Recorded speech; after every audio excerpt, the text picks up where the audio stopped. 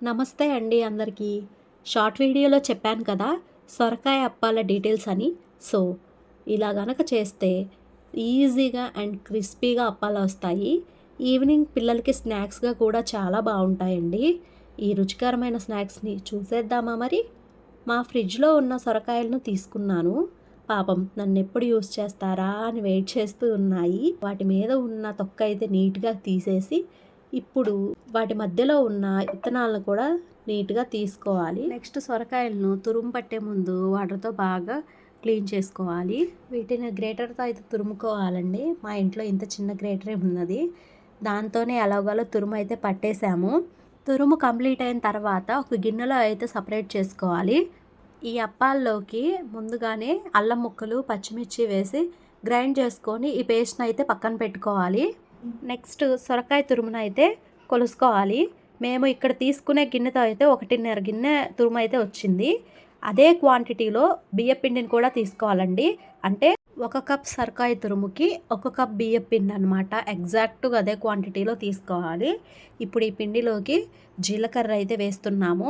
ఇందులోనే మనం ముందే గ్రైండ్ చేసి పెట్టుకున్న అల్లం పచ్చిమిర్చి పేస్ట్‌ని కూడా వేసుకోవాలి. ఇందులోనే సన్నగా తరిగి పెట్టుకున్న కొత్తిమీరను, సన్నగా తరిగి పెట్టుకున్న కరివేపాకును కూడా కొద్దిగా వేసుకోవాలి. ఇప్పుడు ఇందులో రుచికి సరిపడా ఉప్పును కూడా యాడ్ చేసుకోవాలి. నీరు అయితే అస్సలు యాడ్ చేయకుండా కలపాలి. చూసే వాళ్ళకి నీరు యాడ్ చేయకపోతే పిండి ఎలా కలిసి ముద్దవుతుందని అనుకుంటున్నారు కదా! నీరైతే అస్సలు అవసరమే లేదండి. సొరకాయలో ఉండే నీరే ఉప్పేసాం కదా! ఆ నీరు ఊరి పిండికి సరిపోతుంది. ఇంకా వాటర్ యాడ్ చేస్తే పిండి జారుడుగా అయిపోతుంది.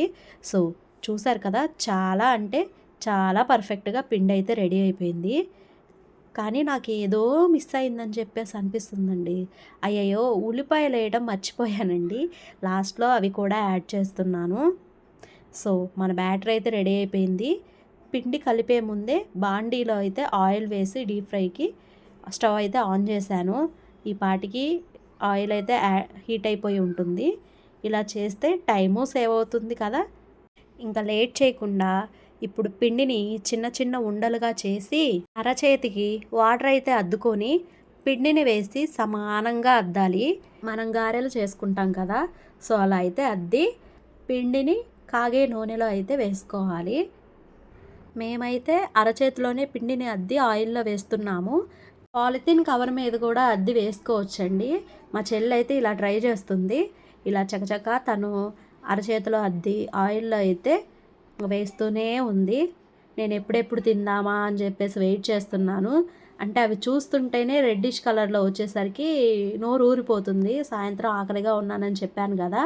వాటి కోసం వెయిటింగ్ అనమాట. అప్పాయలైతే ఫైనల్లీ ఫ్రై అయిపోయాయి. సో, వేరే గిన్నెలోకి అయితే సపరేట్ చేస్తున్నాము. సపరేట్ చేసిన అప్పాలను ఎప్పుడెప్పుడు తిందామా అని వెయిటింగ్. ఇంతే అండి చేయడం. చూసారు కదా! చాలా సింపుల్ కదా! ఫైనల్లీ వేడిగా చాలా రుచిగా ఉండే మన సొరకాయల అప్పాలైతే రెడీ అయిపోయినాయండి. ఈవినింగ్ స్నాక్స్ రెసిపీగా మీరు కూడా ట్రై చేసి మీ ఫ్యామిలీ అండ్ ఫ్రెండ్స్‌కి షేర్ చేయండి. సొరకాయ అంటే అస్సలు ఇష్టం లేని వాళ్ళు కూడా ఇవి అప్పాలు గనక తయారు చేసుకుంటే 1కి 10 లాగిస్తారు. సబ్స్క్రైబ్ చేసుకోండబ్బా! Thanks for watching.